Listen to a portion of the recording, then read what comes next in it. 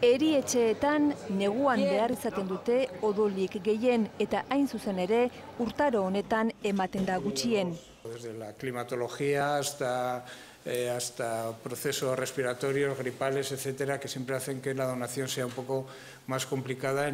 Horregatik, Osakidetzako transfusioen zentrotik garai honetan ere jendeak odola ematen jarrai dezan eskatu dute.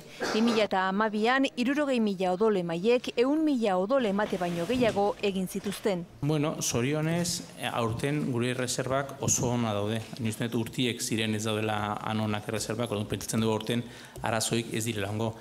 Aurtengo helburua 63.000 odol emaietara iristea da eta 103.000 odol emate lortzea. Lehenengo postuetan dago Euskadi, bai estatu mailan, bai Europan, baina postu horretan irauteko odola ematen jarraitu behar dela diote.